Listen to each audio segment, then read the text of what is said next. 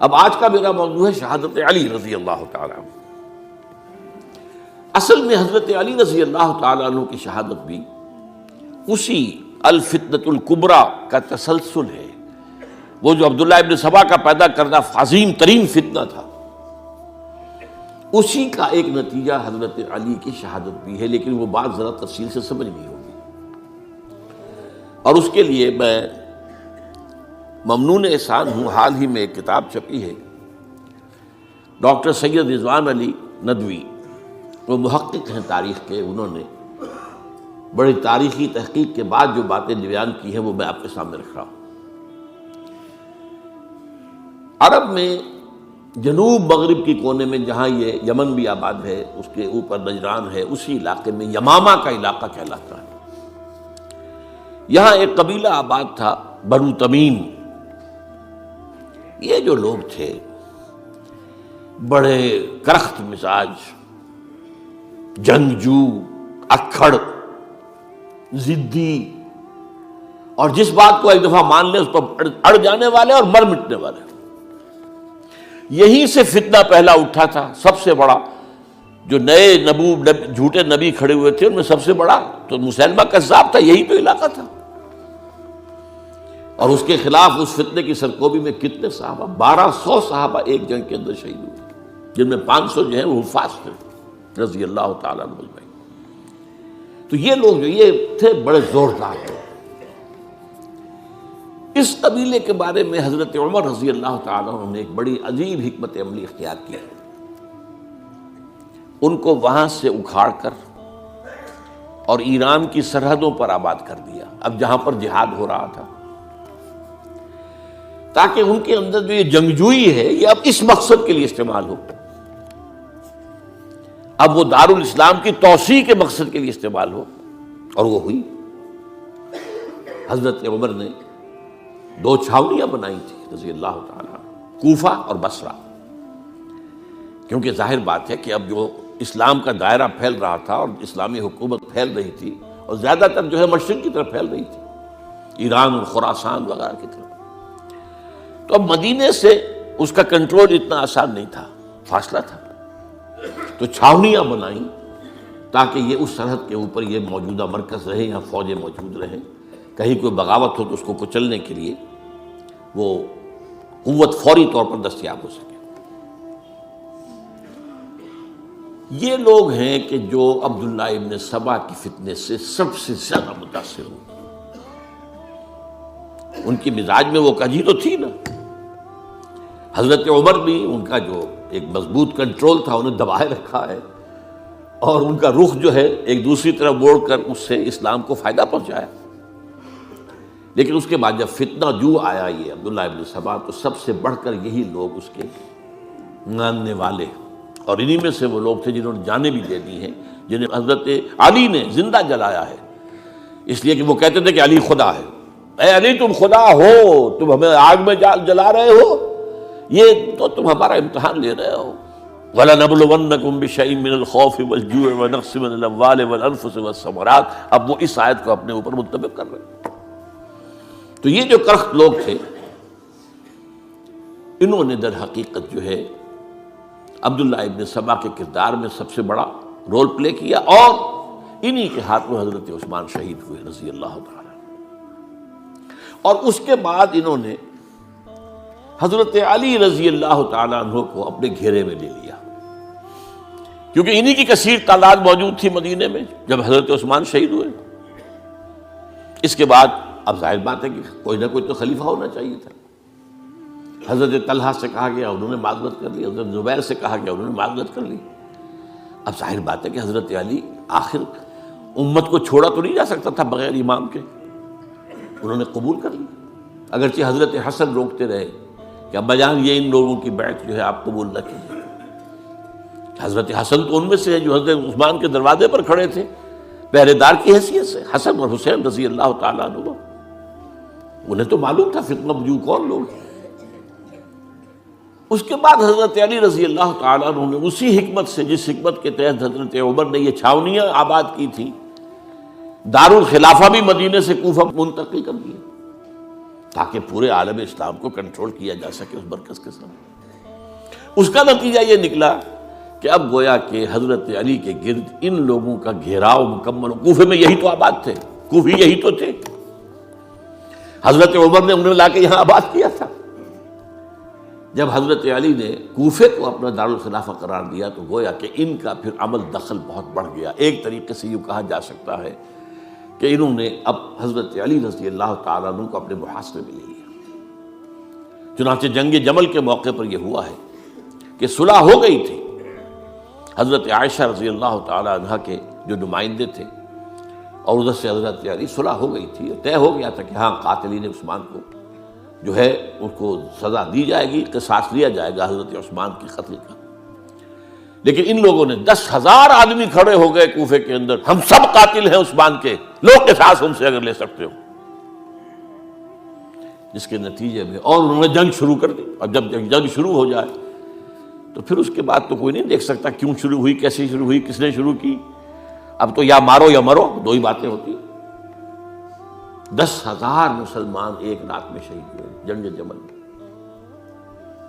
اب اس کے بعد حضرت علی رضی اللہ تعالیٰ عنہ کی خلافت جو ہے حضرت امیر معاویہ نے ماننے سے انکار کر دیا۔ جب تک قاتلین عثمان کو سزا نہیں دیتے ہم بیعت نہیں کریں گے۔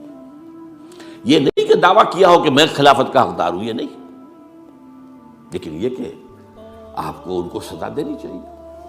اب یہ تھا وہ مخمصہ جس میں حضرت علی رضی اللہ تعالیٰ عنہ وہ فرماتے تھے تو میرا ساتھ دو تو میں ان قاتلین عثمان سے سزا جو ہے ان کو سزا دے سکوں۔ ادھر انہیں پتا تھا کہ میں سرنڈر کرتا ہوں تو مجھے علی تک تو پہنچنے کوئی نہیں دے گا، راستے میں ختم کر دیں گے رضی اللہ تعالیٰ عنہ۔ تو یہ پیچ تھا ایک جو ایسا پڑا ہے۔ اب اس میں جب حضرت معاویہ اور حضرت علی کے مابین فیصلہ کن جنگ ہوئی، جنگ صفین جسے کہتے ہیں، جس میں 70,000 مسلمان ایک دوسرے کی تلواروں، تیروں، نیزوں سے قتل ہوئے۔ اس موقع پر حضرت معاویہ کی طرف سے ایک آفر آئی، قرآن مجید کو نیزے پر اٹھا کر لوگوں نے کہا کہ یہ خونریزی بند کر دو، ہم قرآن کا فیصلہ ماننے کو تیار ہیں۔ حضرت علی دیکھ رہے تھے کہ یہ اصل میں میری فتح کو شکست سے بدلنے کا پروگرام ہے، تقریباً فتح میری ہو چکی ہے، لیکن یہ جو طبقہ تھا یہ انہوں نے کہا نہیں بڑی ٹھیک بات کہہ رہے ہیں، وہ مانیے ان کی بات، جنگ بند کی۔ انہوں نے ہی یہی لوگ تھے جنہوں نے مجبور کیا حضرت علی کو کہ وہ تحکیم پر رضامند ہو جائے۔ اس کے بعد تحکیم میں جو معاملہ ہوا، حضرت علی حضرت عبداللہ ابن عباس کو اپنی طرف سے حکم بنانا چاہتے تھے، یہ اڑ گئے نہیں، یہ اکھڑ اڑ جانے والے لوگ، اور یہی اصل قوت تھے، وہاں ساری طاقت تو انہیں کی تھی۔ تو انہوں نے ابو موسیٰ اشعری کو اپنی طرف سے مقررہ، وہ بہت نرم خو آدمی تھے، انہیں بناؤ۔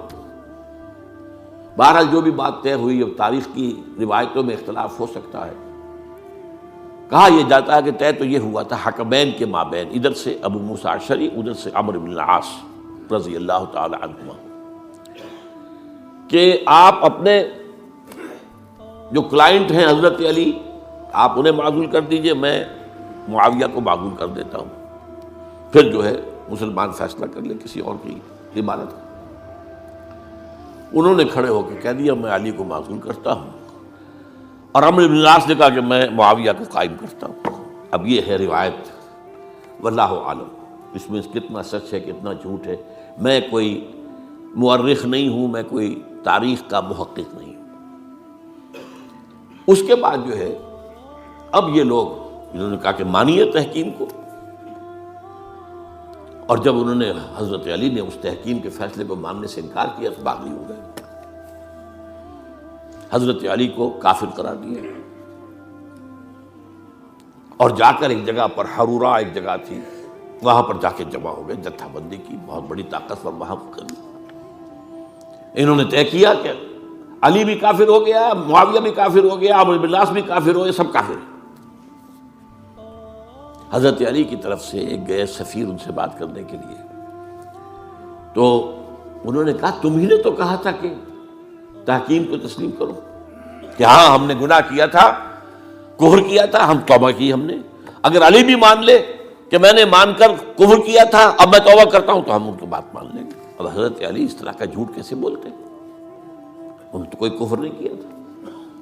بہرحال انہوں نے پھر بھی نرمی برتی کہ دیکھو اگر تم کوئی خونریزی نہیں کرو گے، فساد نہیں مچاؤ گے، تو میں تمہیں کچھ نہیں کہوں گا.